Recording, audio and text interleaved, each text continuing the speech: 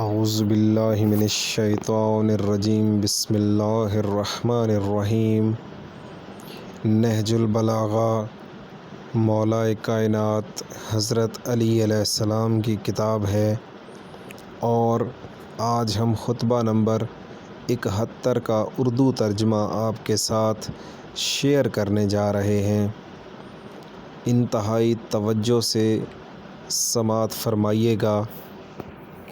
مولا علی نے اہل عراق کی مذمت کے بارے میں فرمایا: اما بعد، اے اہل عراق، بس تمہاری مثال اس حاملہ عورت کی ہے جو 9 ماہ تک بچہ کو شکم میں رکھے اور جب ولادت کا وقت آئے تو ساقط کر دے، اور پھر اس کا شوہر بھی مر جائے اور بیوگی کی مدت بھی طویل ہو جائے کہ قریب کا کوئی وارث نہ رہ جائے اور دور والے وارث ہو جائیں۔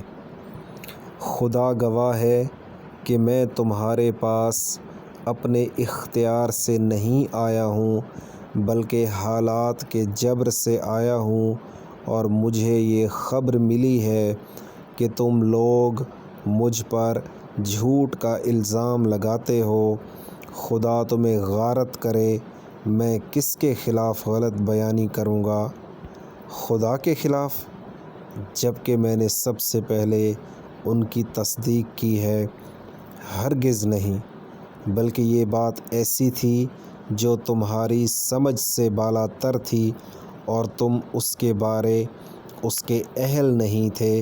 خدا تم سے سمجھے، میں تمہیں جواہر پارے ناپ ناپ کر دے رہا ہوں اور کوئی قیمت نہیں مانگ رہا ہوں، مگر اے کاش تمہارے پاس اس کا ظرف ہوتا اور عنقریب تمہیں اس کی حقیقت معلوم ہو جائے گی۔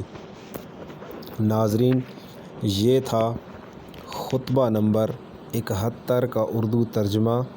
اگر آپ نے ہمارا چینل سبسکرائب نہیں کیا تو کائنڈلی سبسکرائب کریں اور ساتھ میں دیے گئے بیل کے آئیکن کو ضرور پریس کریں تاکہ آنے والی ویڈیوز کے نوٹیفیکیشن آپ تک پہنچتے رہیں۔